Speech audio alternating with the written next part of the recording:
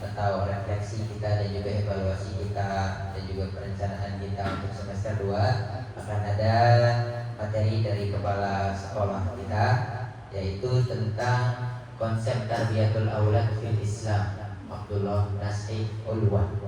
Konsep tarbiyatul aulad fil Islam adalah konsep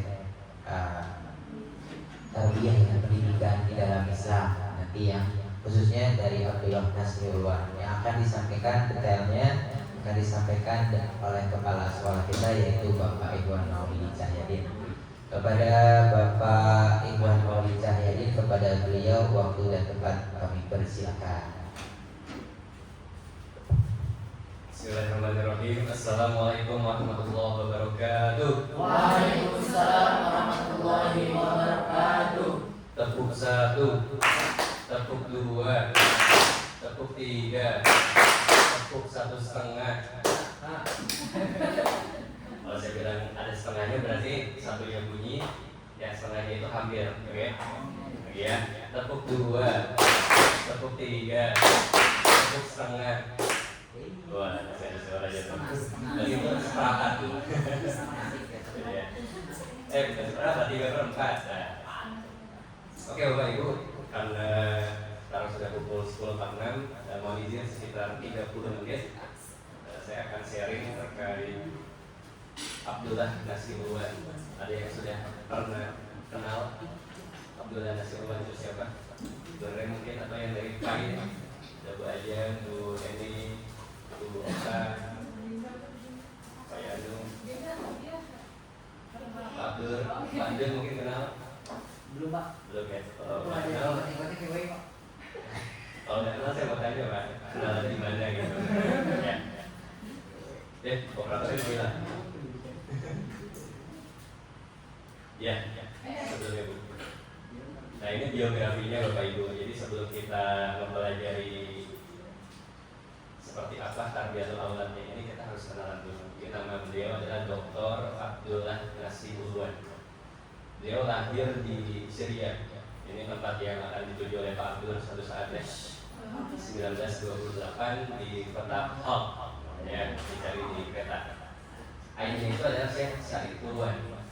Jadi biasanya itu kalau ulama, bapaknya juga ulama biasanya, atau enggak kakeknya atau enggak buyutnya gitu ya. Sama seperti kebanyakan di Indonesia, Abdullah Nasih Ulwan juga memiliki orang tua yang sama-sama ulama, sekaligus seorang dokter yang disegani. Nah ini beliau senantiasa mendoakan anaknya lahir. Jadi Bapak dan Ibu, kenapa sekarang kita masuk ke sedikit materi? Karena ini relevan dengan sekolah Islam terpadu. Sekolah Islam terpadu itu adalah sekolah yang mengkombinasikan antara pelajaran umum, pelajaran dinas pendidikan gitu, atau Kementerian Pendidikan, dan juga pembelajaran keagamaan. Nah sebenarnya konsep kita ini sudah ada sejak dahulu kala ini, ketika 1928 Abdullah Nasih Ulwan lahir. Singkat cerita nanti mereka dia kuliah segala macam, dia kuliah, dia menciptakan konsep tarbiyatul aulad. Jadi tarbiyatul aulad itu tarbiyah itu apa? Pendidikan. Aulad itu apa? Jadi tarbiyatul aulad itu sebetulnya pada saat itu disebutnya pendidikan dasar berarti. Jadi sama seperti kita di sekolah dasar. Next. Nah ini pendidikannya beliau. Jadi dari usia mudanya Al-Quran, belajar bahasa Arab, dasar-dasar syariah di Aleppo. Mungkin ada yang pernah kenal ya Aleppo ya. Zaman dulu itu ada Freipor Aleppo, karena Aleppo dibombardir kan gitu ya oleh Zionis gitu ya.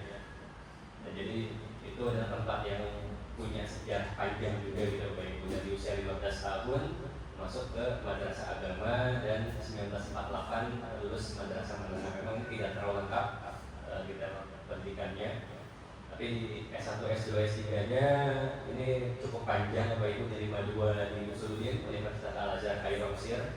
Pak Abdul juga ada yang mau kesana ya? Amin. Lalu S2 nya di pendidikan kesetaraan Al-Azhar juga, S3-nya di kedokteran. Jadi beliau ini tidak hanya ulama tapi juga seorang dokter gitu ya, doktor kayak gitu lah Bapak Ibu ya, di Universitas Al-San Pakistan tahun 80-an. Nah, sama seperti Bapak Ibu mungkin ada yang kenal salah satu tokoh pendidikan di Indonesia, siapa saja? Haidar Dewantara. Siapa lagi? Yang perempuan siapa? Tokoh pendidikan? Yang ada harinya itu. Kartini. Itu kan pendidikan emansipasi ya. Ada siapa lagi Bapak Ibu? Yang di Bandung kali ya? Dewi Sartika. Ada siapa lagi Bapak Ibu yang di Sumatera? Yang punya cikal bakalnya SMK, ada yang tahu? Laki-laki bapak-bapak. Muhammad Syafi'i. Ada lagi, siapa lagi tokoh pendidikan kita? Pendiri Muhammadiyah siapa? Kiai Haji Ahmad Dahlan. Dan sama Abdullah Nasirwan juga punya perjalanan yang cukup panjang ya. Kalau dari tokoh-tokoh nasional kita itu punya riwayatnya sendiri. Seperti tadi Arakat ini kebetulan Arakat itu sangat pintar dan mungkin banyak yang tidak diceritakan juga bahwa Arakat ini itu sebetulnya istri kedua dari salah satu bangsawan pada saat itu. Makanya dia bisa punya banyak channel ke pemerintah Hindia Belanda pada saat itu. Makanya dia bisa mengangkat derajat perempuan untuk bisa tidak hanya di rumah lah gitu bahasanya, bisa boleh kerja, boleh beraktivitas, atau mungkin posisinya bisa hampir sama atau bahkan sama dengan laki-laki. Dewi Sartika juga punya sekolah istri pada saat itu, ketika istri-istri atau ibu-ibu pada zamannya itu, zaman kolonial masih ya, itu tidak boleh kemana-mana Bapak Ibu, jadi hanya bolehnya di rumah aja. Tapi Dewi Sartika mengajarkan di sekolah istri itu sama kayak gini, ada sekolahnya agar istri-istri ini bisa punya keterampilan. Kalau Dewi Sartika lebih ke keterampilan perumah tanggaan, jadi istri-istri itu harus bisa memasak dengan baik, nyetrika baju dengan rapi, bebersih dengan rapi, gitu, mendampingi suami dengan baik. Nah, kalau era KP ini lebih ke perempuan harus punya peran di luar sana. Juga era sekarang banyak guru perempuan, mestinya mayoritas perempuan, ya. Banyak juga pengacara perempuan, bahkan di negara-negara lain ada presiden perempuan. Yang juga merupakan perjuangan salah satunya dari era Kartini. Dan Abdul Nasirwan ini tadi dia sebagai guru kota Kalti, beliau sama seperti kita Bapak Ibu awalnya adalah seorang guru, lalu memperkenalkan mata pelajaran tarbiyah Islamiyah dan juga menjadi dosen di beberapa universitas di Syria. Lalu bergabung ke ormasnya sana, yaitu Ikhwanul Muslimin, tapi harus meninggalkan Syria menuju Jordania sebagai pendakwah, karena pada saat itu Ikhwanul Muslimin oleh pemerintah dianggap sebagai ancaman. Kalau sekarang mungkin di Indonesia itu pada saat itu lebih ke mirip-mirip HTI mungkin ya, disebut apa? Disebut takdir gitu ya. Jadi pengen mendirikan khilafah akhirnya dibubarkan kayak gitu ya. Dan mungkin ini juga mirip-mirip dengan Ikhwanul Muslimin sekilas gitu Bapak Ibu. Lalu meninggalkan Jordan menjadi dosen di Jeddah, tepatnya di Universitas Malik Abdul Aziz. Jadi perjalanan beliau dari awalnya menjadi guru sampai menjadi dosen di Jeddah atau di Saudi Arabia pada tahun 1980. Nah, tadi kita sudah bicara perjalanan dakwah, sekarang kita bicara akhir masa wafatnya.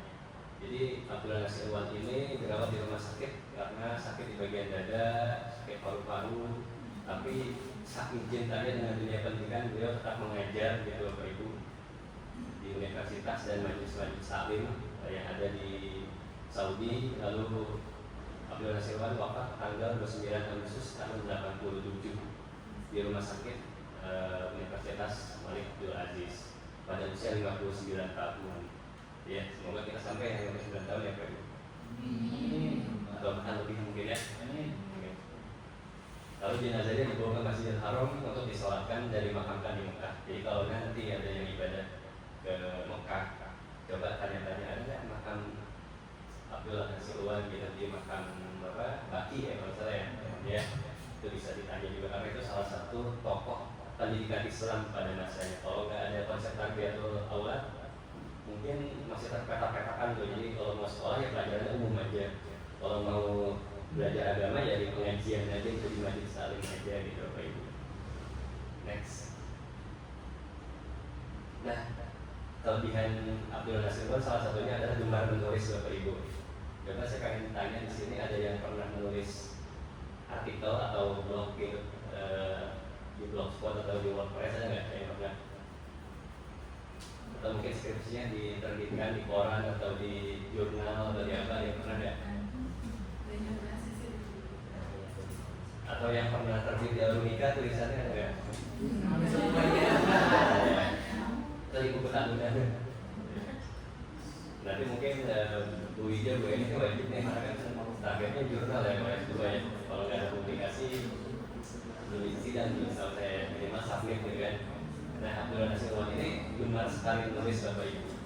Jadi kalau Bapak Ibu nanti Bapak Ibu ke perpustakaan yang besar ya, perpustakaan Islam apakah di HP lah gitu cari aja, itu kitabnya sangat banyak sekali gitu, karangannya sangat banyak sekali, bukan banyak lagi tapi sangat banyak sekali gitu ya, ada 3 sangat banyak sekali.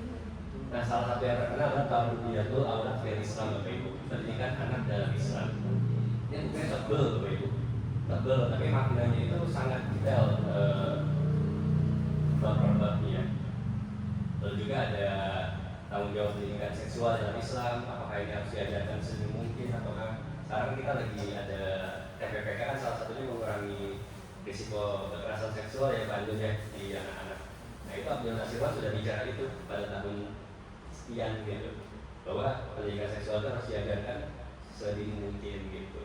Misalnya anak-anak usia sebelum TK itu bisa kita ajarkan tentang gender, misalnya kamu itu laki-laki, kamu itu perempuan misalnya. Walaupun kita orang tuanya laki-laki dan perempuan, ada yang boleh mandi bareng dengan anak tersebut, ada yang nggak boleh gitu. Itu bisa diajarkan. Nah, total ada 20-40 kitab, itu tidak ada data pastinya ya Bapak Ibu ya.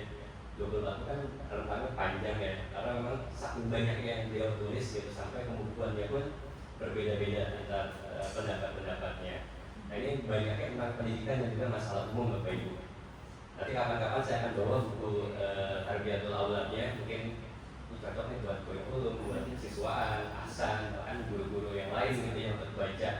Kurang lebih sekitar 400-500 halaman gitu ya. Cicil aja sehari 5 halaman kan, tahun selesai. Puas. Nah, ini kuasa Bapak Ibu. Jadi selagi tangan mampu memegang pena, maka selagi itulah saya akan terus menulis gitu. Jadi sampai di akhir hayatnya pun beliau masih menulis notes-notes singkat gitu untuk penerus-penerusnya. Itulah luar biasanya Abdul Nasir.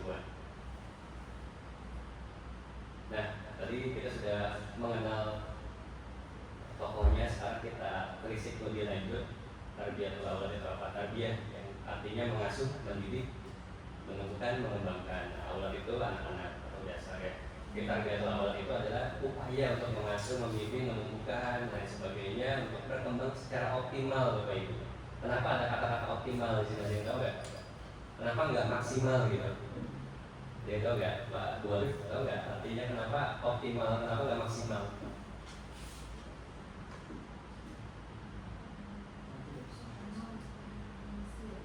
Karena untuk manusia bisa maksimal tuh sebenarnya. Optimal pasti maksimal. Ya, jadi optimal itu maksudnya Bapak Ibu dididik anak sesuai usianya. Gak mungkin dong anak SD kelas 1 misalnya kita ajarin matematika SMP. Ya mungkin aja kalau dia punya kecerdasan luar biasa gitu ya. Tapi kan idealnya ya dia belajar matematika kelas 1 gitu kan. Makanya ini bahasanya optimal. Jadi Bapak dan Ibu, poinnya adalah kita semuanya di kelas, di mapel, ajarkan anak sesuai dengan usianya. Gitu. Dengan begitu maka optimalisasinya akan sesuai juga gitu. Seperti yang kemarin di webinar mungkin ada yang ikut ya. Itu kan kalau otak itu kan kalau dipakai alat yang dimasukin ke dalam otak kita ya, itu ada kayak sinyal-sinyal yang bersatu gitu Bapak Ibu. Itu karena dikasih pemantik. Jadi misalnya contohnya Pak Abdul ngajarin ada permisi, mungkin sekali itu belum nempel tuh di otaknya. Tapi kalau Pak Abdul ngajarinnya 100 kali, dijamin itu jadi kebiasaan gitu. Karena kan di bukunya Atomic Habit Bapak Ibu, James Clear itu bilang ya, buku yang ada di Gramedia itu yang paling depan kan, Atomic Habit. Itu untuk membentuk habit itu paling nggak butuh berapa hari? 30 sampai 40 hari Bapak Ibu untuk menjadi habit ya. Tapi kalau untuk membangun kebiasaan awal itu ya lebih 10 hari bisa, tapi belum menjadi habit. Nah, makanya habit permisi ini kalau Pak Abdul ngajarinnya sekali ya belum jadi kebiasaan. Tapi kalau Pak Abdul ngajarinnya 100 kali dan konsisten itu anak insya Allah nanti anak-anak kita akan selalu permisi ketika lewat. Walaupun dia nggak permisi itu dia lagi banyak pikiran atau apa gitu ya. Nah itu Bapak Ibu, jadi optimalisasi itu penting gitu ya. Nah pendidikan ini harus dimulai sejak sebelum anak lahir hingga anak dewasa. Saya mau tanya di sini siapa yang lagi promil, coba angkat tangan. Ya, bapak-bapak jangan angkat tangan ya. Ibu-ibu yang belum nikah jangan angkat tangan dulu. Ya, jadi ini Bapak Ibu. Terkadang kita dari dokter dari bidan itu mengatakan nanti kalau sudah hamil baru ya minum asam laktat ya, asam folat gitu ya, asam sulfat. Saya kan tahu. Itu berarti kita banyakin nutrisinya itu ketika sudah hamil. Padahal harusnya sebelum gitu. Bahkan mungkin kalau menurut saya jauh-jauhnya ketika kita belum menikah gitu Bapak Ibu. Karena apa?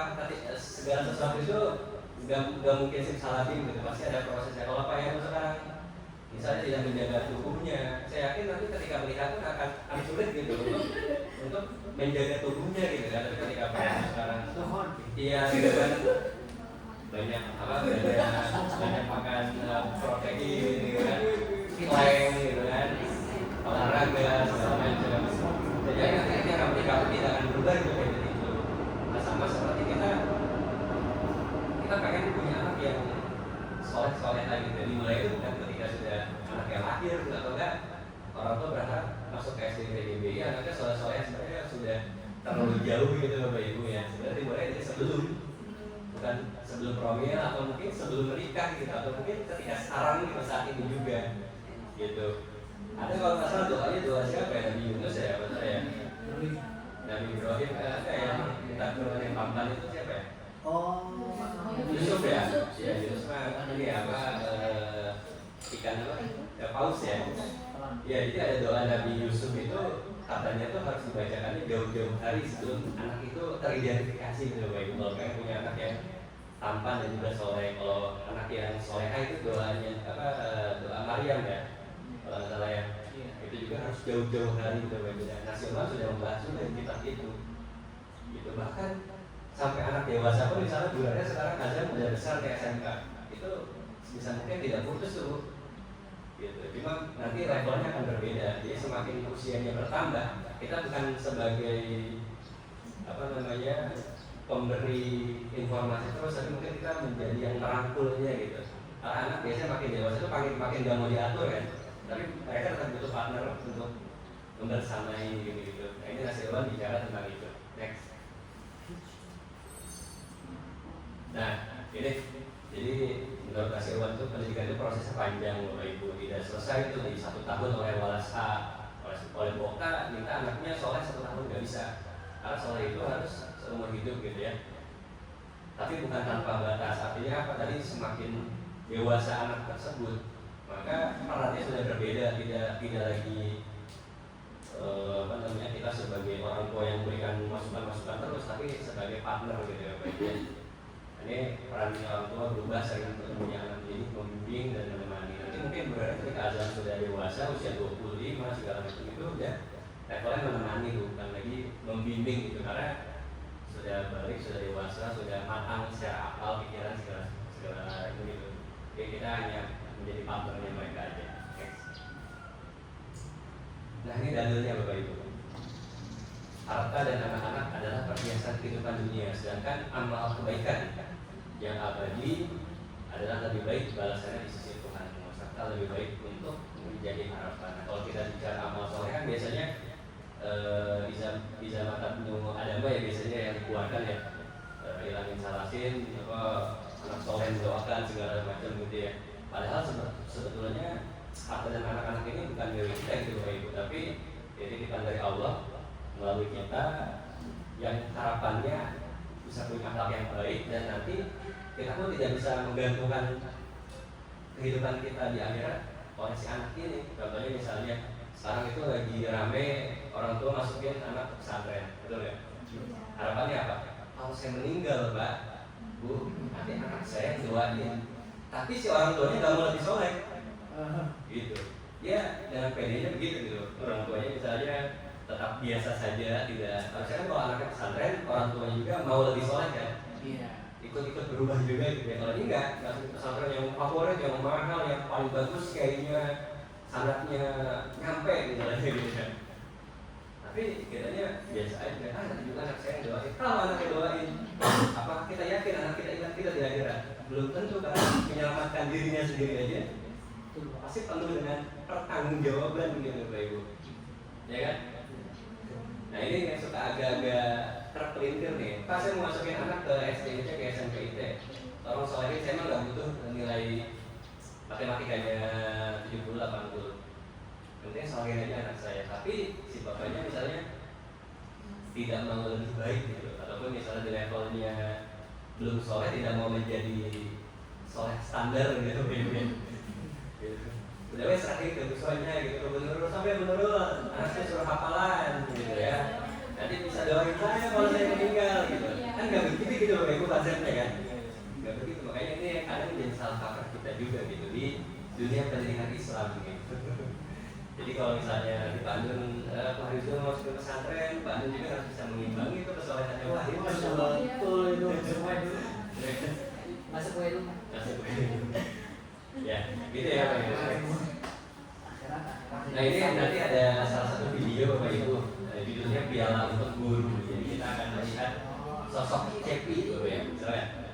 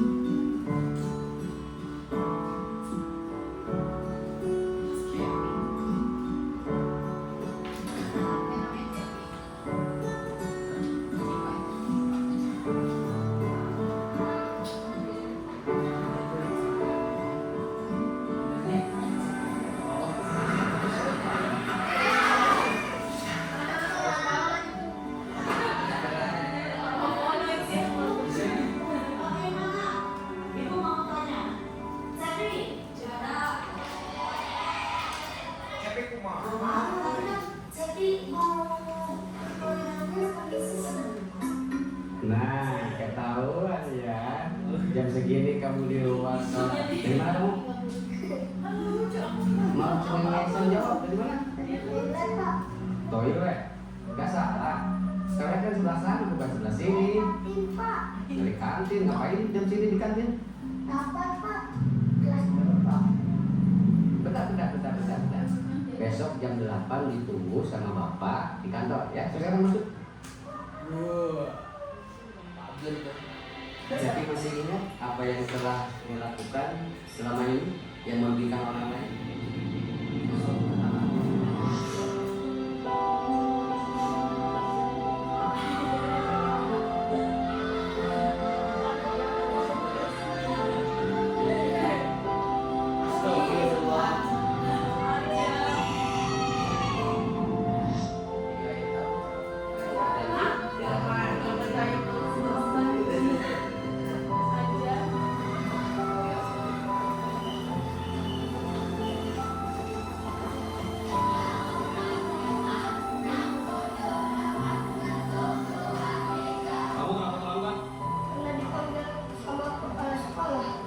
Sekarang kamu pemanasan lari 5 kali. Ayo kamu lari dulu 5 kali.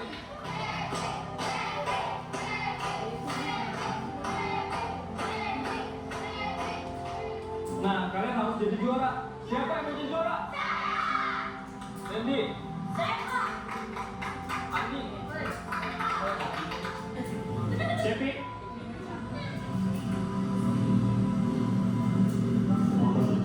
Kalau dalam diri kamu itu ada jiwa kemenangan. Benar,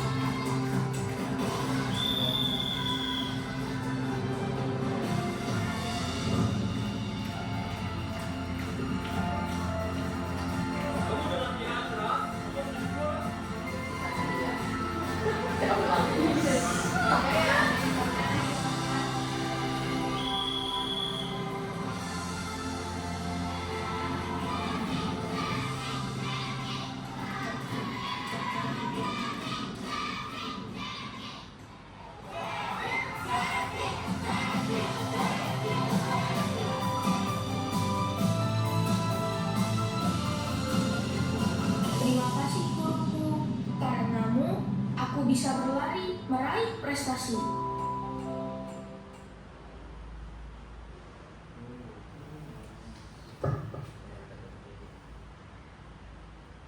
Iya, gimana? Jawabannya terbelum ya.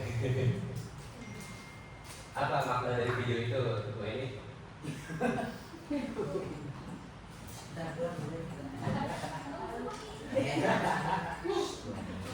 Yang paling ujung.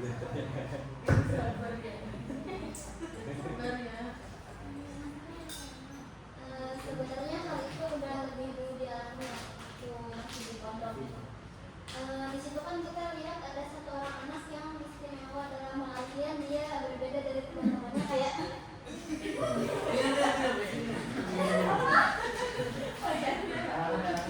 orang udah serius mau nangis.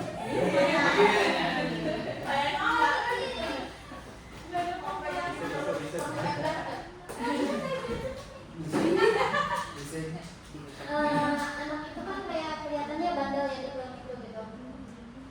Sebenarnya si anak yang bandel itu jangan langsung kita cap langsung bandel gitu karena kita nggak tahu gitu di rumahnya dia kayak gimana gitu kan diperlakukan oleh orang tuanya di lingkungannya gitu dan begitu pun di sekolah gitu. Si anak itu bisa sampai juara dan semangat seperti tadi karena dorongan dari seorang guru yang percaya kepada anak itu.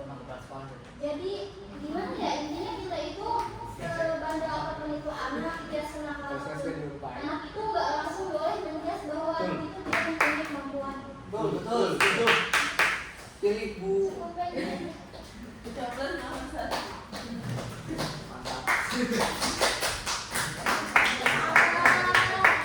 Boleh satu lagi siapa yang mau bercerita?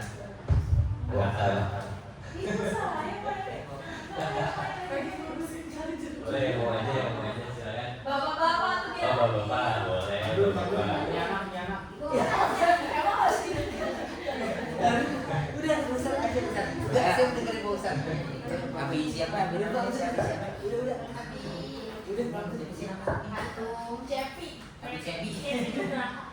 Ya, bismillahirrahmanirrahim. Assalamualaikum warahmatullahi wabarakatuh. Waalaikumsalam. Perkenalkan saya Pak Gun. Ya, dari video tadi mengenai anak yang meraih berprestasi berawal dari keisengan dalam dirinya. Ya mungkin pandangan orang-orang ketika melihat anak yang berbeda dari sisi sikap, perilaku ataupun perbuatan yang menjadikan tolak ukur bahwa pada diri anak ini tidak terdapat kompetensi yang lebih. Namun di belakang itu kalau kita menggali lebih dalam kemampuan dia di mana ditempatkannya dengan benar dan tepat akan tergali. Mungkin kalau di sini ada namanya novel ceritanya. Kalau di sekolah sebelumnya novel itu agak mungkin terbelakang ya, maaf. Tetapi ketika pindah dan juga terlihat potensinya dan dapat gitu tempatnya di mana, maka dia berprestasi gitu. Walaupun memang di bidang akademik tidak, tapi untuk keterampilan tuh maaf. Iya,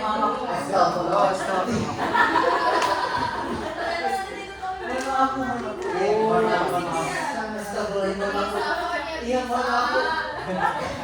Terbawa suasana berbicara. Terima kasih Bu Cahaya, terima kasih. Mohon maaf Bu Cindy. Namun ada rekamannya Bu. Oke, Pak. Saya ulang lagi. Ya, untuk Ananda Noval ya, yang mana untuk potensi lebih jauh itu ada di keterampilannya. Ya, mungkin itu dari saya terkait film yang sudah ditonton dan juga dikaitkan dengan kenyataan di sekolah kita. Terima kasih. Baik, sama-sama Pak Jun dan juga terima kasih kepada Bu Eni. Tadi kita sudah menyaksikan dengan baik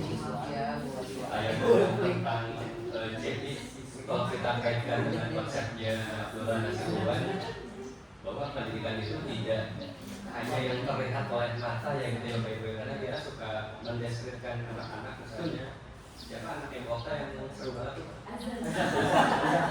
Itu salah satu anak favorit saya itu. Kalau kita lihat Azhar mungkin belajar juga hal gitu ya, buku juga mungkin banyak ada kosongnya gitu ya. Tapi saya yakin Azhar itu punya potensi gitu, bagaimana belum kita temukan aja nih potensinya apa gitu ya. Dan dia kadang suka iseng gitu ke teman-temannya kan. Tapi saya yakin Azhar itu punya potensi, mungkin kayaknya dia punya potensi stand up comedy juga gitu. Karena kita melihat dia aja udah bisa ketawa gitu kan. Mungkin gitu. Nah, tadi disambungkan dengan JP Anugrah ya, adiknya Bu Ajeng gitu kan. Siapa aja kalau cantik.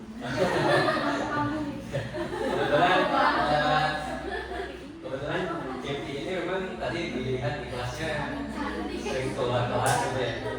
Keluar kelas ternyata mau ke Okta gitu ya, mau ke kantin. Tahu sama kepala sekolah ya, panggil. Mungkin guru PJOK dia melihat ini ada potensi di JP, walaupun JP-nya nggak sadar gitu Bapak Ibu.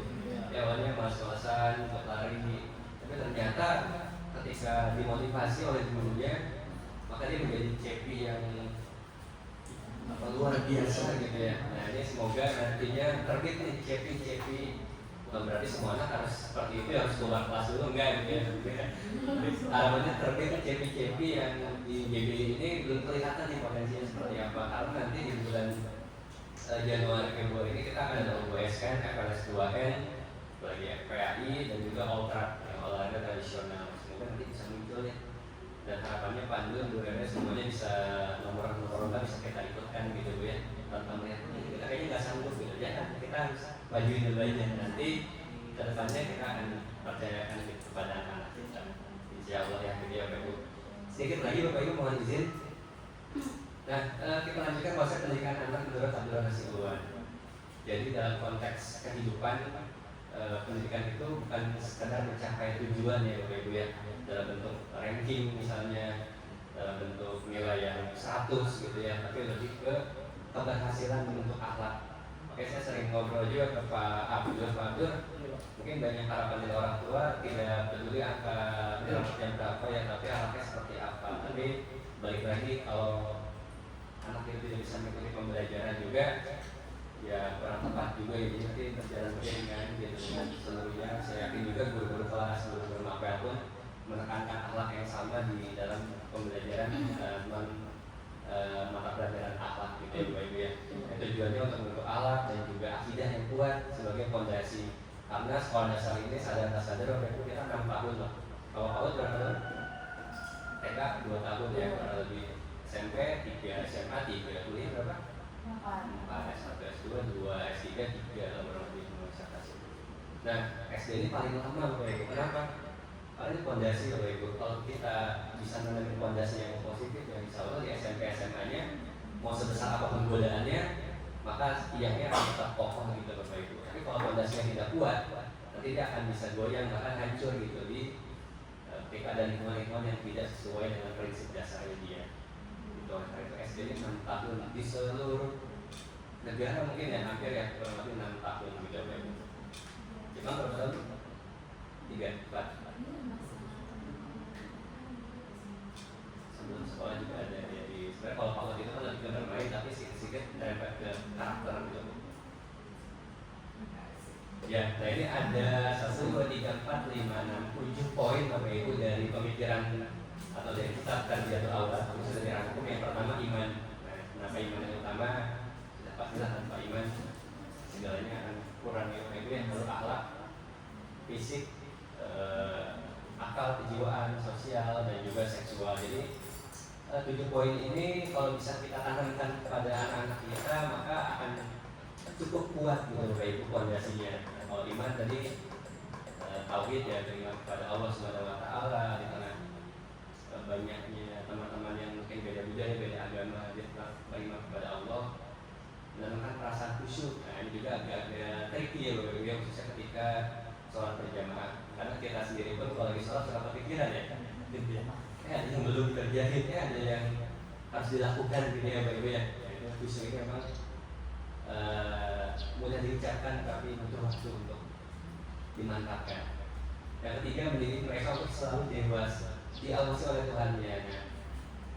ini juga menjadi challenge buat anak dan juga buat kita. Kalau kita di anak ini yakin bahwa ada malaikat betul-betul yang mengawasi kita, ya mereka akan berpikir berkali-kali untuk berbicara kasar, kemudian meledek nama orang tua dan sebagainya. Tapi kalau mereka merasa nggak ada malaikat mah kosong nih dalam diri saya nggak yakin seyakin itu gitu, ya udah mereka akan lebih bebas gitu ya, dalam kutip gitu ya Bapak Ibu. Nah ini akhlak itu penyadaran tentang pentingnya kejujuran, keamanan, kesopanan, tanggung jawab dan juga rasa hormat. Nah ini rasa hormat juga kadang belum muncul ya Bapak Ibu di anak-anak kita. Jadi di kelas bawah belum terlalu hormat ke kelas atas pun belum memberikan respect ke kelas bawah. Dan juga nanti bisa kita tingkatkan kejujuran juga. Seperti kemarin banyak yang kehilangan uang di sekolah kita, ada yang kehilangan susu ya boleh ya. Belum pernah mengatur siapa yang bisa memindahkannya ke amanah, kesopanan dan lain sebagainya. Fisik, nah ini juga harusnya anak ini terpenuhi gizinya, hidupnya bersih, olahraga, stimulasi fisik, penumbuhan keberanian, ada presentasi di depan misal dari anak atau anak diikutkan lomba, kedisiplinan juga ketangguhan. Nah akal ini nyambung juga ke kita ya, karena sekarang bicara STEM ya, kita di sini critical thinking Bapak Ibu. Jadi ini sudah dibahas di kitab itu juga gitu. Logis, kreatif, tapi tetap ada sendiri nilai agama. Kejiwaan itu pengembangan kondisi mental, emosional, self healing gitu ya Bapak Ibu ya. Sebagai pribadi yang stabil, percaya diri. Kalau ada anak-anak yang kurang percaya diri, libatkan saja Bapak Ibu di waktu pembelajaran dia suruh maju ngomong apalah gitu ya, atau kalau ada yang dipresentasikan, anak yang kurang percaya diri itu diberikan momentum untuk maju ke depan. Atau mungkin di upacara bandel itu bisa dilibatkan anak-anak yang terdiam jadi pemimpin upacara depannya gitu ya, supaya mereka merasakan seperti apa. Karena Bapak Ibu percaya nggak ada yang betul-betul introvert di dunia ini? Percaya siapa yang introvert angkat-angkat Bapak Ibu? Banyak ya. Kalau Bapak Ibu cool introvert, Bapak Ibu tidak akan hadir di tempat ini. Karena orang semua Bu. Ini orang semua. Memang kita ada kecenderungan introvert dan juga ekstrovert, tapi tidak full introvert gitu, dan juga tidak full ekstrovert. Nah, lagi satu pertanyaan pemantik nih. Manusia itu makhluk sosial atau individu, Ibu? Ada yang mengatakan manusia makhluk individu? Ada? Enggak. Kenapa? Ini kayaknya mata pelajaran apa PKN ekonomi PSI kuat gitu, sosiologi ya. Kalau menurut saya manusia itu makhluk individu, Ibu. Kenapa? Kita adalah makhluk individu yang dipaksa bersosial. Contoh, hari Senin seragamnya apa Bapak Ibu? Hijau. Contoh semuanya udah dapat ya seragam hijau itu. Kerudungnya di atas sampai bawah, pecinya yang bawa bapak. Model kerudungnya beda nggak? Ada yang berapa yang betul, ada yang naik ke sini, ada yang ke sana, betul ya? Kayak gitu. Ya, bawa bapak misalnya pakai pecinya, apakah semuanya kayak Pak Abdur? Saya rasa ada kayak panjang ditarik ke belakang, ya kan? Gitu. Padahal udah sama semua itu, udah sama, udah dikasih aturan, dikasih seragamnya, tapi kenapa berbeda ketika hari Senin pagi datang gitu? Karena kita itu sebetulnya tidak betul-betul bisa sama, identik gitu Bapak Ibu. Sebenarnya kita itu makhluk individu, cuma kita dipaksa sistem untuk bersosial. Menurut saya, gitu ya. Nah dari itu kan saya awalnya bilang makhluk sosial gitu, tapi ternyata enggak juga gitu. Contoh misalnya apa lagi ya? Siapa yang sih suka sebelah? Karena soalnya terus siapa lagi? Bu Nisrin. Semuanya suka sebelah ya? Bu Nisrin sukanya sebelah apa? Yang Variannya gitu, variannya. yang ngekong gitu. Ya, yang kopi ini apa Bu? Isiannya apa isiannya? Seafood ya. Ada cekan. Kuliah, dia nggak tahu kuliah ya. Dia suka sebelah itu apa Bu? Gurih manis kan? Tapi suka seafood nggak itu? Suka ceker nggak? Sama-sama sebelah pun kadang kita punya individualis sendiri kan. Oh, Bu itu sukanya seafood nih gitu.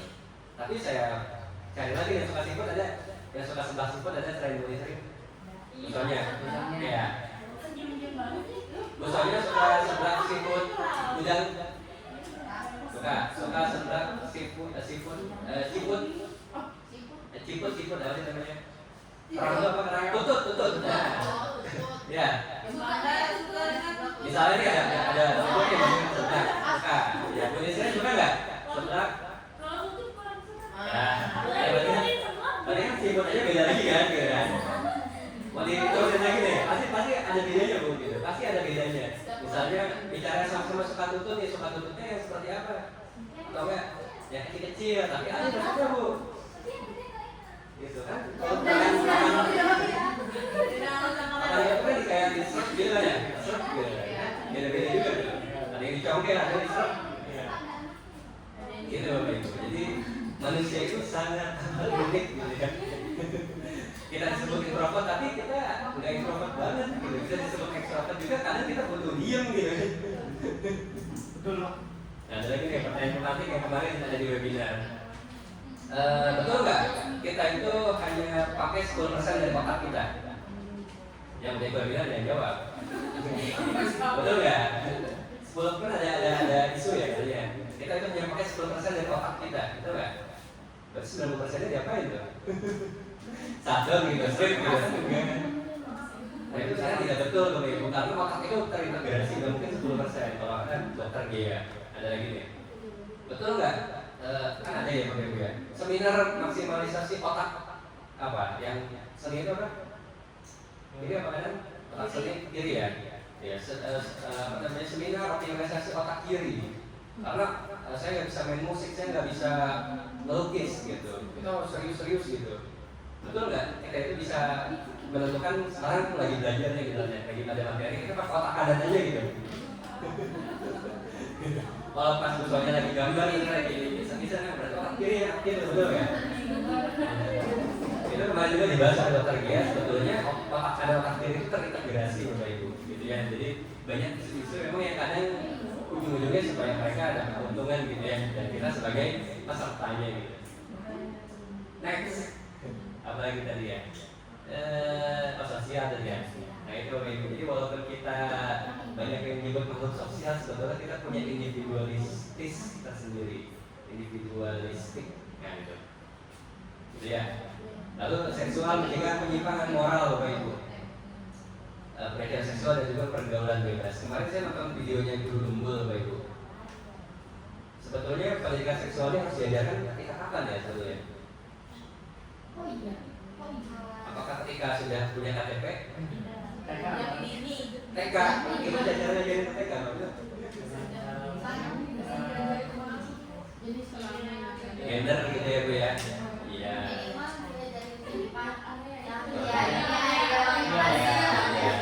Walaupun sekarang ini bercandaan Bu ya katanya ya kayak gitu ya. Tidak ada yang menjadikan bercandaan. Orang dewasa tapi bercandaan gitu ya. Ya kalau misalnya ke kamar mandi, sebenarnya dari orang tua sih. Saya tanya nih Pak Andi nih. Kalau kamar mandi, keluar dari kamar mandi masih pakai anduk atau ada pakai baju full? Bandel, habis mandi. Tapi anaknya laki-laki ya, Bandel ya. Ya itu kalau anak perempuan beda lagi tuh Bandel. Kita nggak bisa tuh pakai anduk. Kalau istri kebetulan udah pakai baju. Iya, karena kan anaknya laki-laki kan. Iya. Itu juga itu simpel. Misalnya anaknya yang Bandel usia berapa? Itu sekarang 2 ya, 1 ya. Tahu sih Bapak Ibu. Itu simpel kan. Gitu Bapak Ibu. Next aja ya, supaya nggak pelajaran itu. Lalu metode pendidikan anak Bapak Ibu ini ada 3. Ada teladan, ada pembiasaan, ada pujian Bapak Ibu. Teladan ya Bapak Ibu sudah tahu ya.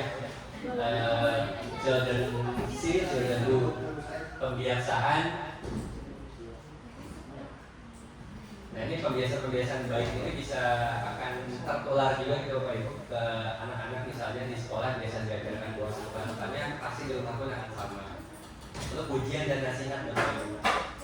Siapa di sini anak yang gak suka dipuji? Semuanya kan suka ya. Kan guru pun kita kayak lagi puji nih.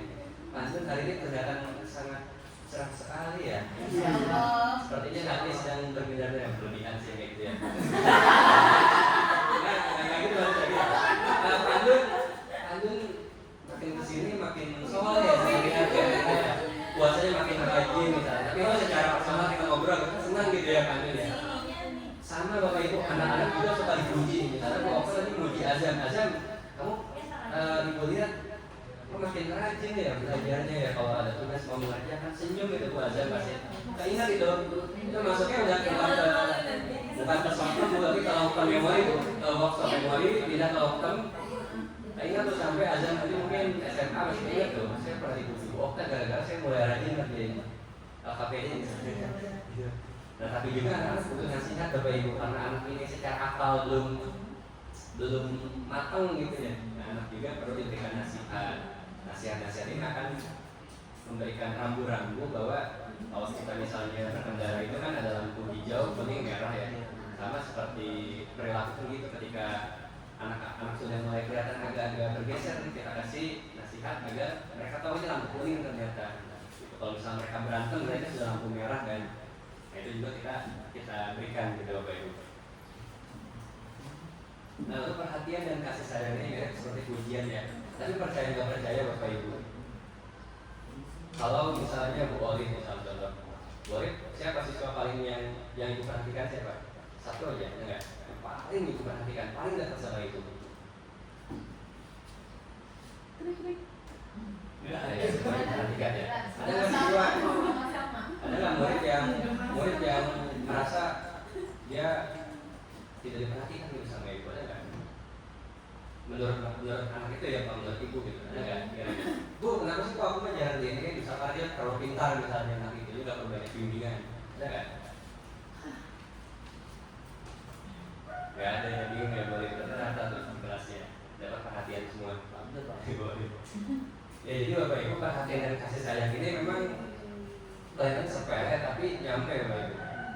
Kita nih ketika menganggap murid ini bukan hanya sebagai murid tapi sebagai anak kita juga, itu akan sampai ke hatinya dia gitu Bapak Ibu. Tapi kalau misalnya kita masih menganggap ya ini mah murid SD aja nih, apalagi mungkin mapelnya yang banyak ya, mungkin rasa-rasa itunya butuh adjustment gitu Ibu ya. Kalau banyak kan nggak mungkin kita bisa ngasih rasa 230 siswa kan. Ada kita suka hilang nih rasa-rasanya gitu, karena murid saya gitu. Tapi karena kalau misalnya kita bisa elaborasi lagi, oh ternyata itu bukan hanya murid, ini anak saya, berarti misalnya semuanya ini punya 230 anak gitu ya. Luar biasa itu, mengalahkan nenek-nenek pada zaman gitu. 30 anak itu pasti akan nyampe misalnya ketika misalnya ngajar, karena anak itu sudah merasa dikasihi, disayangi, materi coding sesulit apapun pasti akan masuk gitu Bapak Ibu. Lalu hukuman dan sanksi, nah ini juga memang pro kontra ya Bapak Ibu ya. Kalau di Maria Montessori ada yang pernah kenal Maria Montessori Bapak Ibu? Maria Montessori itu adalah salah satu inspirasinya Kiai Hajar Dewantara Bapak Ibu. Ketika belajar itu diasingkan ke Belanda pada zaman kolonial itu, Kiai Hajar belajar dari beberapa tokoh dunia, sampai Maria Montessori. Nah Maria Montessori ini punya konsep anak itu dibiarin aja walaupun salah sampai dia sadar salah. Contoh misalnya anak kita ada nggak yang kelas 1 ibu dia yang pakai sepatunya kebalik, ada nggak? Ada. Nah kalau sama Maria Montessori dibiarin aja Bu, biarin dia pakai sepatu kebalik jalan kan, dia ngerasain tuh, oh ternyata nggak nyaman dia rasanya ya gitu, nggak nyaman rasanya, sampai dia akhirnya sadar, wah sepatuku terbalik, udah kembalikan kayak kanan ke kiri ke kanan. Nah kalau dia ngasih uluan, kalau anak salah harus dikasih tahu gitu.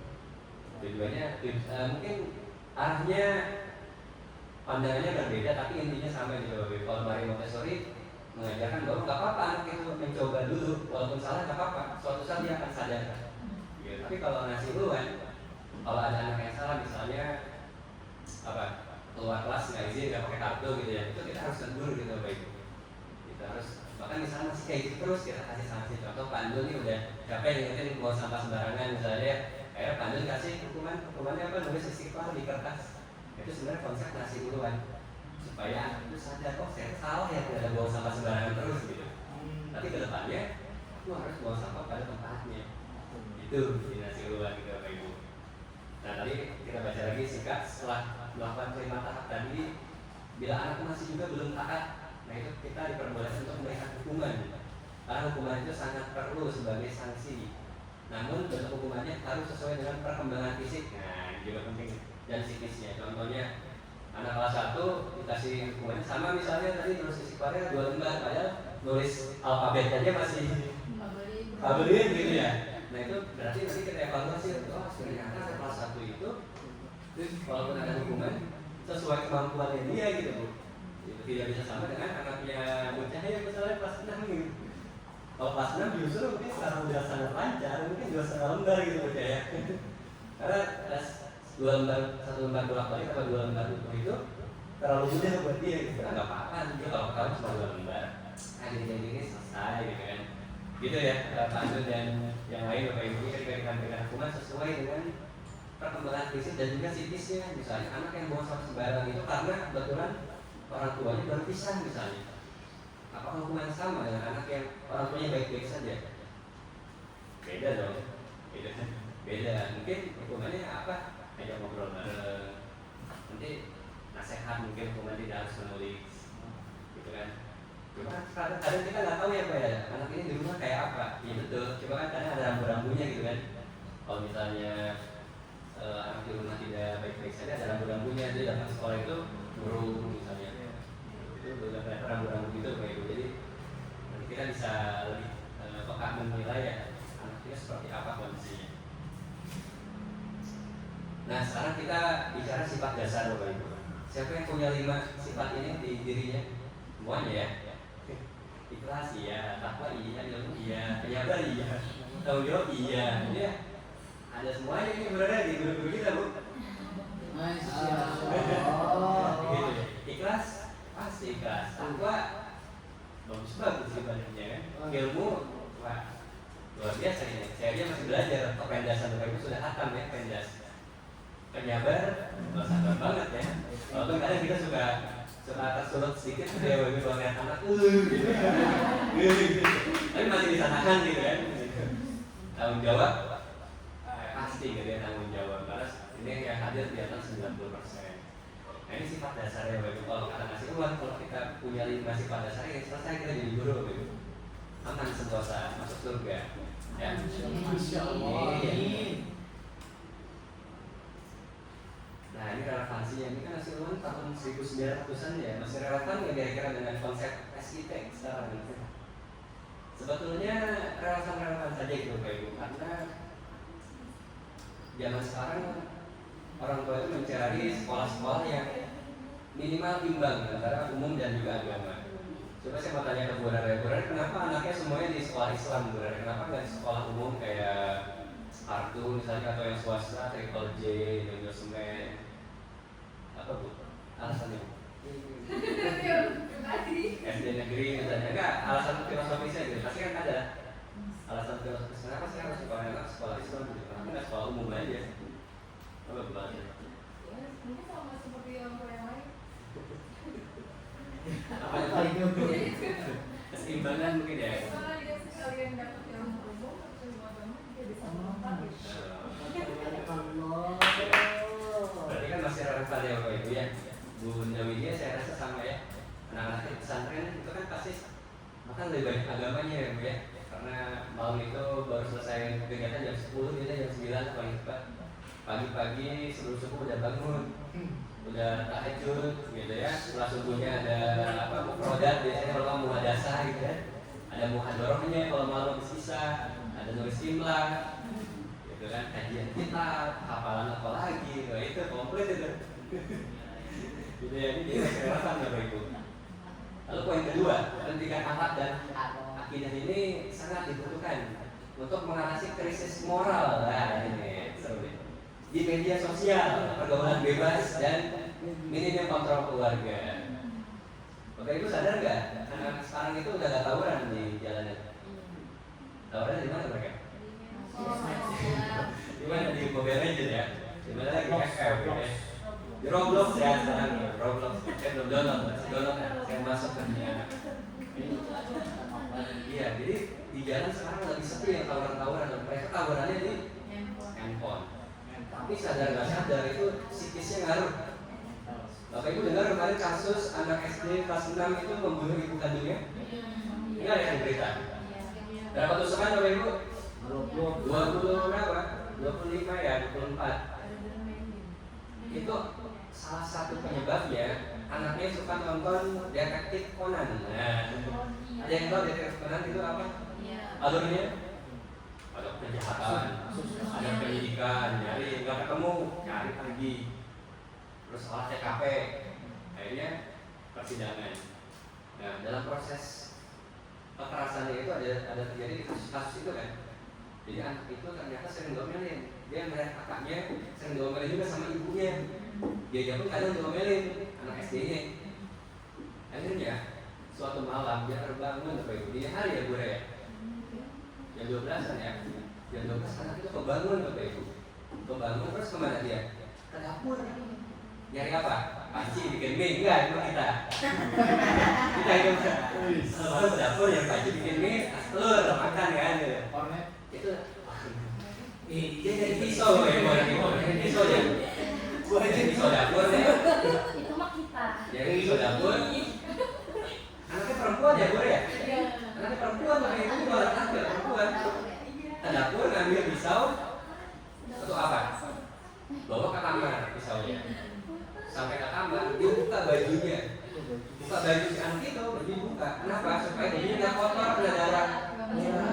Nggak cipratan darah. Sampai cerita itu aja kita berpikirnya, wah gimana ya? Dia tuh itu dalam keadaan sadar berarti kan?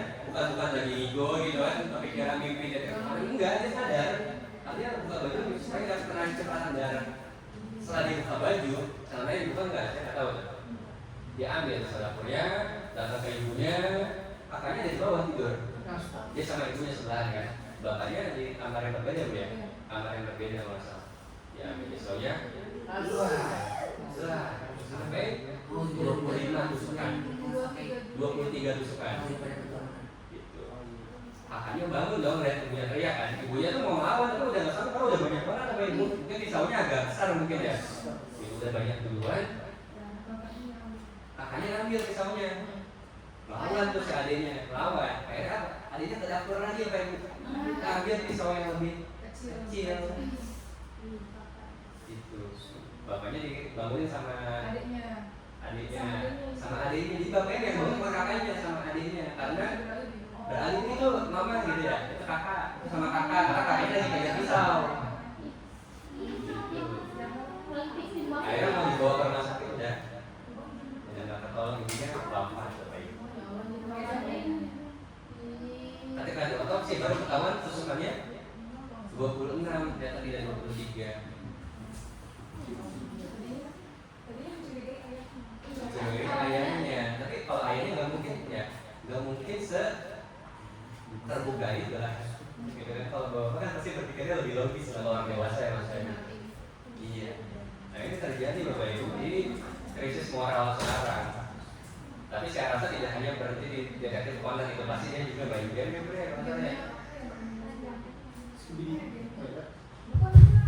Nggak, dia main game juga soal saya gitu. Saya pernah baca singkat gitu. Jadi faktor game, tontonan itu pengaruh banget gitu Bapak Ibu. Makanya kadang kita suka ada bawel gitu ya ke orang tua. Nontonnya jangan gimana Pak? Yang kotak Pak. Beda. Lain kotak ya?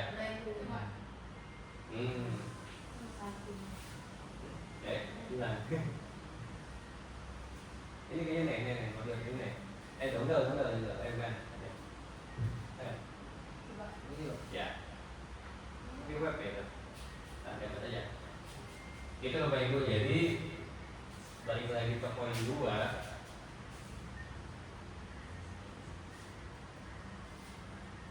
Nah, dari ke poin 2, Bapak Ibu, ternyata memang krisis moral ini terjadi di anak-anak usia sekolah juga ya. Di daerah mana nih, Bu? Saya lupa.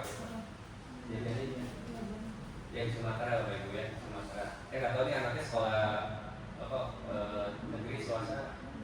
Saya kurang tahu ya, Bapak Ibu, mungkin belum dijelaskan secara detail di sana. Nah dari sini kelas 6 Bapak Ibu, 12 tahun usianya.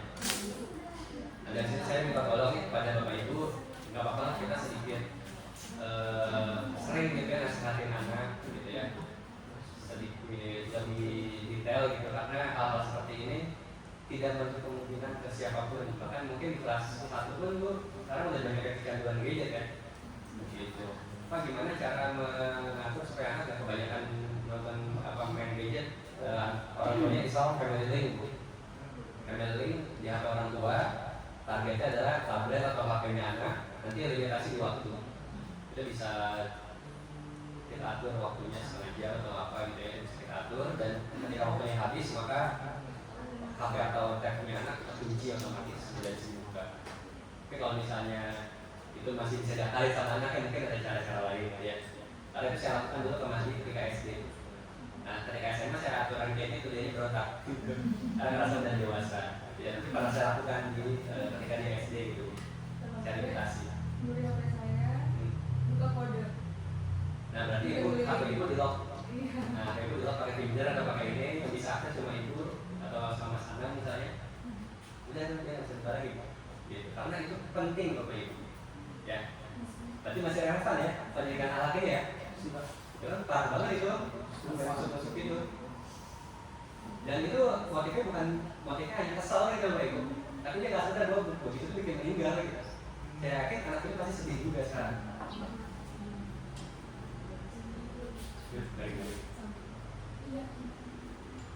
Nah makanya jangan lihat dari cover ya Bapak Ibu. Dan jangan sebut relevansi pemikiran dan keseluruhan. Nah itu nomor 3, keteladanan dalam pendidikan ini masih metode yang efektif ya, masih relevan. Terlibatan penuh keluarga. Penekanan bahwa keluarga adalah fondasi, betul ya? Betul ya. Walaupun misalnya sudah pisah bapak ibunya, tapi saya rasa kalau ada kesepakatan bersama anak itu bisa tetap tumbuh. Nanti kesimpulannya Bapak Ibu terakhir, konsep ini merupakan integrasi intinya Bapak Ibu, umum dan juga agama. Yang diutamakan yaitu iman, moral, akal, kejiwaan, sosial, dan juga pendidikan seksual yang merupakan aspek penting keberhasilan anak. Idealnya pendidik itu memberikan teladan, pujian, nasihat, kebiasaan, perhatian, kasih dan juga hukuman jika perlu sesuai dengan kondisi fisik dan juga psikisnya. Akidah, akhlak, keteladanan itu butuh keterlibatan keluarga Bapak Ibu. Karena kalau di sekolah aja ya nggak cukup ya, kita hanya 6 jam sorry. Sisanya 18 jam di keluarga masing-masing. Lalu pendidikan kepada anak dimulai dari sebelum anak lahir ya, sampai anak itu dewasa. Jadi ini panjang, lifetime parenting ya, supaya matang secara iman dan juga akhlak, bertanggung jawab atas dirinya dan dapat membedakan baik dan juga buruk. Jadi simpel bagi target awal itu pada endingnya anak bisa membedakan mana baik mana buruk. Gitu. Ya itu saja Bapak Ibu. Cukup sekian dan terima kasih. Apakah ada yang ingin ditanyakan sebelum kita break sholat zuhur di sholat? Ada yang ingin ditanyakan tentang konsep nasiluan, mungkin yang masih mengganjal, kok ini begini, kok ini begitu, ada nggak? Ada yang ingin bertanya? Pak Abdul boleh? Kalau saya bisa jawab, saya jawab. Kalau enggak, mungkin nanti saya cari dulu ya. Lupa. Ini jadi apa ya?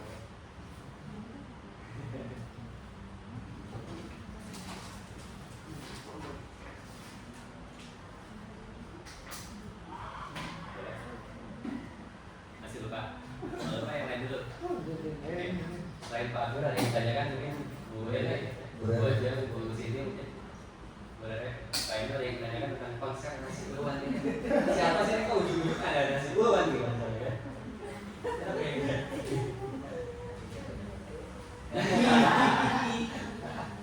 Ada yang bertanya? Oh enggak ada, berarti udah paham semua ya. Saya tanya deh, apa sifat pendidik menurut nasi buluan? Ada berapa tuh? 6 ya? 5.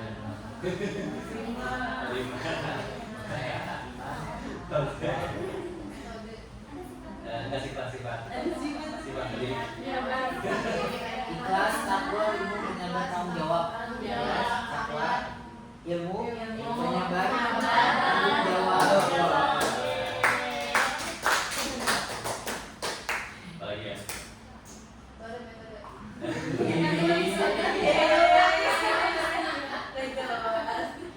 apa? Integrasian dari kurikulum umum ke kurikulum lisan. Jadi kan pelajaran umum sama pelajaran lisan ini gitu loh Pak. Jadi supaya jadi dua-duanya tuh berbarengan dan kayak berpikir bahwa dua-duanya itu penting gitu, bukan cuma ini aja gitu. Karena kan kebanyakan kan mungkin ya walaupun sudah bersekolah di itu antara dua kurikulum bangsa, mungkin masih menganggap bahwa yang penting kan umum gitu. Seperti itu Pak. Nah itu solusinya bagaimana?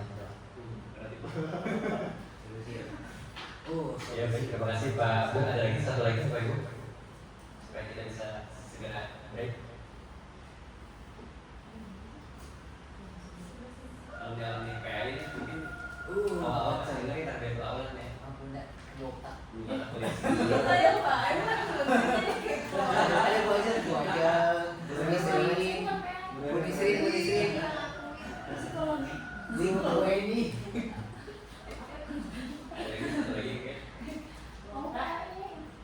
Yuk, cari. yang baru wisuda itu. Yang lagi kuliah tadi dulu. Oh iya lupa maaf.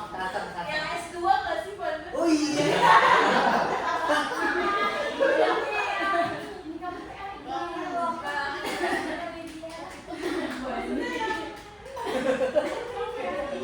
Ayo kita ngobrol ya.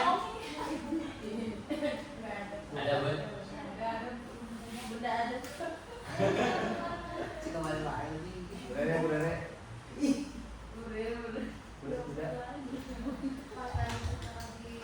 Baik, assalamualaikum warahmatullahi wabarakatuh. Saya mungkin hanya akan menambahkan atau mencari bagaimana gitu ya solusinya. Tadi kan kata Pak Abdul itu apa? Dari bagaimana kolaborasi pendidikan Islam dengan pendidikan umum. Nah, saya juga ingin menanyakan bagaimana caranya kita sebagai pendidik dalam kolaborasi di tadi orang tua tentunya, terus agama dan ilmu umum. Jadi antara tiga, jadi sekolah gitu ya, agama dan orang tua harus mungkin bekerja samanya. Terus kita dalam bentuk bagaimana ya? Mungkin itu aja yang saya tanyakan, caranya bagaimana gitu. baik Bu, saya kira mau jawab yang Pak Abdul Bu. Ya bagus Bu. Jadi pertanyaannya ini Bapak Ibu ingat nggak dulu kita pernah belajar trisentra pendidikan Piajar apa? Yang sebelah kiri apa? Segitiganya? Trisentra. Jadi trisentra itu segitiga sama apa? Sama sisi. Apa? Masyarakat, sekolah, apa? Rumah, keluarga. Ya. Nah di trisentra itu Bapak Ibu ini kita mundur sedikit ya. Trisentra pendidikan itu sebetulnya merupakan jawaban dari keresahan kita nih sebagai guru, sebagai orang tua. Kadang sekolah dengan keluarga itu visi misi mendidiknya belum tentu sama gitu Bapak Ibu. Nah itu yang mengakibatkan adanya kebingungan, kita di sekolah kenapa anaknya begini, orang tuanya di sekolah kenapa anaknya begitu gitu kan. Nah kalau tadi diintegrasikan lagi dengan asan ya, sebetulnya asan itu ada di ketiganya Bapak Ibu. Di sekolah ada, di masyarakat pasti ada, di keluarga harus berwajib ada. Ketika anak lahir yang dilakukan apa oleh kita Bapak Ibu? Azan. Itu asan kan? Iya. Kenapa nggak langsung didengarin lagu BTS misalnya? Nah, itu karena memang agama itu bahkan anak masih kandungan pun itu yang bisa didengarin apa? Murotal ya? Dan ada penelitian itu murotal itu mempengaruhi juga, murotal dan juga mustilasi itu berpengaruh kepada perkembangan kognitif anak ketika anak di dalam kandungan. Jadi ketika lahir relatif lebih baik dibandingkan anak yang misalnya dimulainya pribadi keributan ibu dan bapaknya gitu ya ketika masih di kandungan dan sebagainya. Nah, jawabannya adalah bagaimana mengintegrasikan. Sebetulnya dulu ada namanya buku dari JSIT. Jadi buku, kalau kita buku pena ya, ada buku pena itu kan isinya hanya umum saja. Nah, nanti di Arab Pak Abdur punya buku sendiri, di bahasa Arab punya buku sendiri, PAI punya buku sendiri gitu kan. Nah, kalau di buku JSIT itu ada misalnya contohnya Dokter terakhir ngajar apa tuh? IPA semua? Belum ya, maksudnya matematika ya, matematika. Pola warna. Pola warna. Pola bentuk. Jadi yang kayak ini Pak, kalau misalkan catur itu kan selang-seling Pak. Nah itu pola warna kayak hitam putih. Iya. Ya ibu belajar pola warna misalnya. Kalau misalnya kita kaitkan ini dengan asan, segala sesuatu itu kan ada polanya. Misalnya contohnya kenapa bumi itu bulat kan? Itu dibuktikan dengan kalau kita kapal seolah-olah ujungnya itu apa? Kayak mau turun gitu ya, kayak gak kelihatan terus gitu loh kayak gitu. Itu kan menandakan bumi itu bulan, itu kan bisa dimasukkan ke polanya. Nanti cari itu dalilnya, apakah ada dalil yang menyebutkan bahwa segala sesuatu yang diciptakan itu sesuai dengan adanya, kan ada ya masalah dalilnya. Nah di buku GSID itu kayak gitu Pak Abdul sebetulnya. Nah, itu kita belum memiliki. Kita dulu pernah dapat bukunya, belum pernah kita ulik lah gitu rasanya. Nah dengan begitu maka dokter tidak akan sulit-sulit lagi mencari dalil tentang pola bentuk. Karena itu sudah ada tuh. Di akhir bab Pak ada dalil sama hadis. Di akhir babnya ada misalnya ayat Qurannya atau enggak ada hadisnya. Hadisnya pun insya Allah itu sudah sahih gitu ya. Ini nggak asal kamu hadis gitu kayak itu. Nah kalau sekarang posisinya kita hanya pakai buku pena misalnya, gimana integrasikannya? Nanti akan dibahas di hari ke-3 Bapak Ibu. Siap-siap hari ke-3 akan ada surprise untuk kita semua agar kita bisa menyiapkan materi ajar, tapi bisa integrasi dengan asan. Contoh misalnya Dokter ngajar apa nanti Bu awal masuk Bu matematika?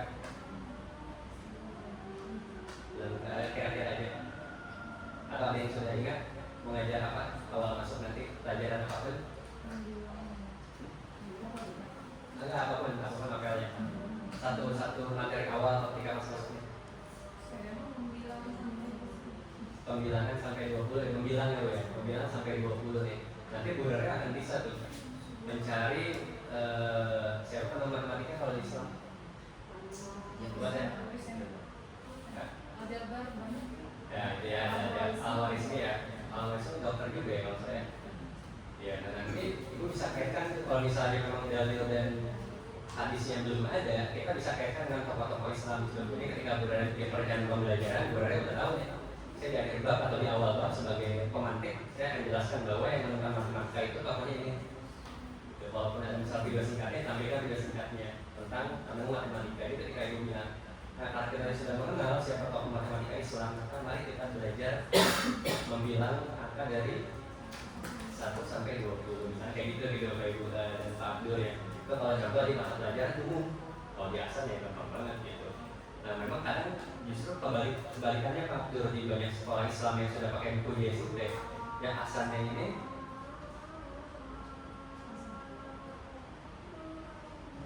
asalnya masih kayak ini ya, langsung belum lewat ya, belum lihat lagi kalau di Muslim Pro. Ya, ikutin Muslim Pro aja. Ini Kabupaten Bogor. Nah, kadang di asal itu kadang kita belum mengaitkan dengan kehidupan nyata. Misalnya contoh Pak Abdur, bab terakhir apa di kelas apapun deh, akhlaknya apa terakhir?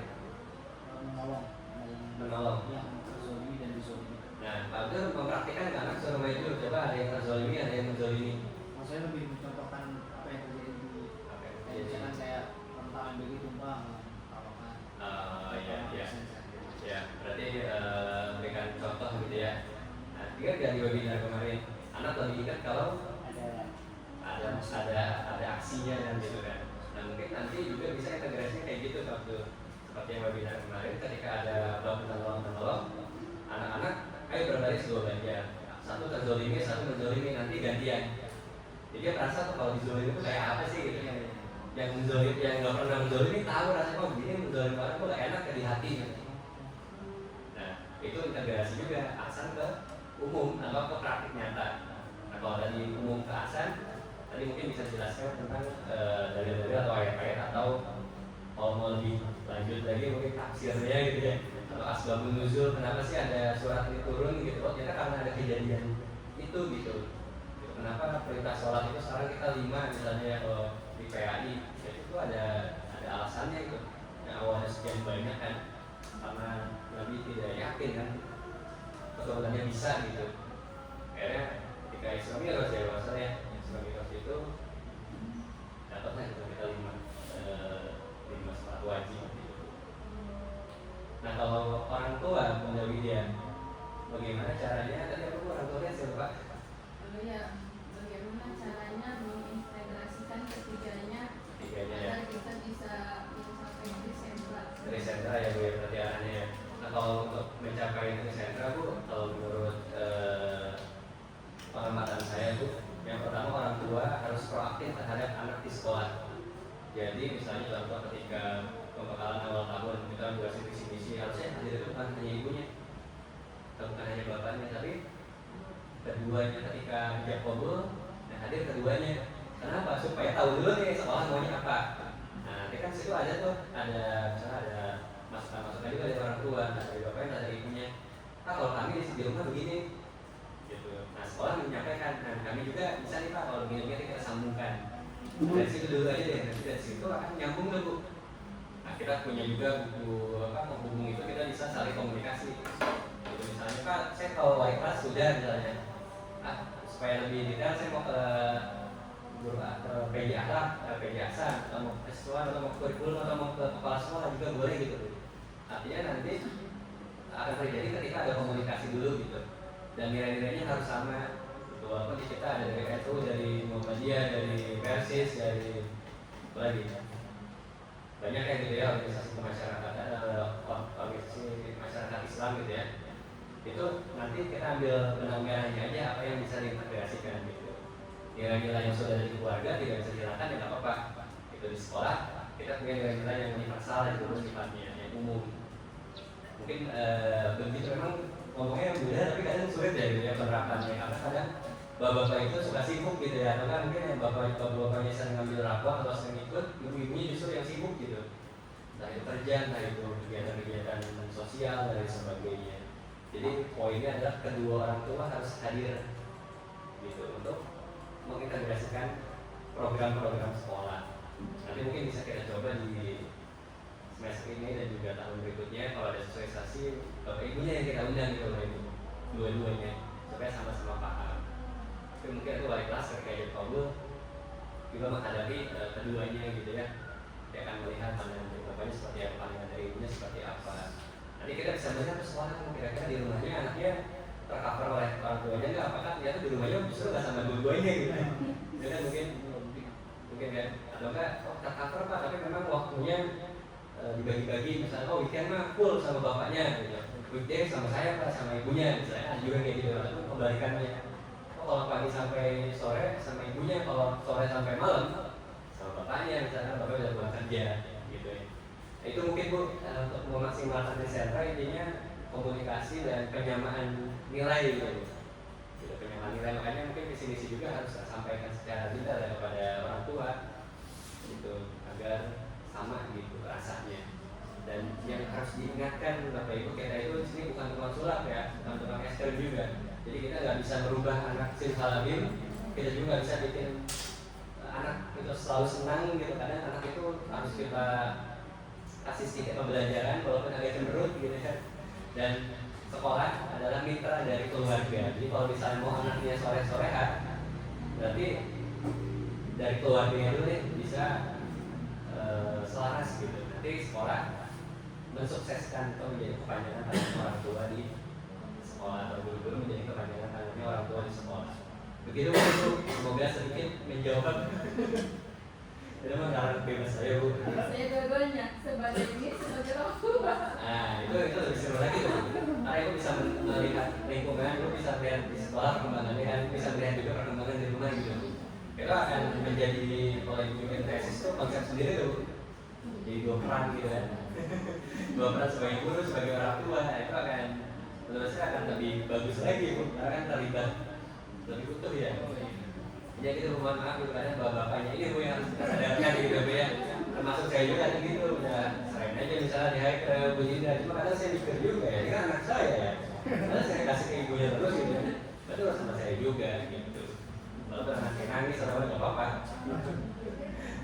Gitu Bapak Ibu, semoga ada sedikit yang bisa Bapak Ibu petik dari tokoh kita. Nanti next kita akan belajar juga tentang tokoh-tokoh lainnya mungkin di pertemuan berikutnya dan di semester ini atau mungkin di tahun ajaran berikutnya ya, karena tokohnya banyak sekali yang bisa kita bahas, khususnya yang bermanfaat buat kita. Apa tuh? Aku pernah tiba-tiba mau kasih tauin. Ya karena integrasi kita itu karena saya yakin Bapak Ibu itu sudah sangat pintar kalau teori ya, cuma kadang kita itu harus mundur gitu ke belakang tentang siapa sih yang nyiptain teori-teori itu gitu, supaya kita juga tahu IT itu ternyata dari Hasiluan awalnya gitu. Salah satu fakultas tarbiyah di UIN di mana-mana itu kan itu dari Hasiluan, awalnya nggak ada fakultas tarbiyah, ilmu tarbiyah ya, prodinya yang masalah. Fakultas pendidikan itu awal asal muasal dari Hasiluan. Kayaknya ini engkong kita nih, engkong kita engkong Hasiluan ya. Semoga nanti Bapak Ibu bisa menjadi tokoh juga di 100 tahun kemudian. Bapak Ibu akan diceritakan nih oleh orang-orang yang ada di entah di mana, di negara mana. Dan saya yakin Bapak Ibu pasti bisa. Itu saja dari saya Bapak Ibu. Lalu kita akan rehat di sholat. Nanti setelah itu ada apa ya? Oh iya, setelah itu akan ada singkat dulu materi dari Pak Yadi tentang Pordi gitu ya, karena Pordi ini masih berjalan kita. Setelah itu sudah selesai, sudah selesai Bapak Ibu. Nanti bisa sampai jam berapa nih kita istirahat? 13? Ya, sampai 13.00 ya Bapak Ibu ya, semoga cukup 52 menit. Mohon maaf banyak kekurangan, banyak kesalahan Bapak Ibu, kekeliruan dari saya, kebaikan dari Allah Subhanahu wa taala. Wassalamualaikum warahmatullahi wabarakatuh.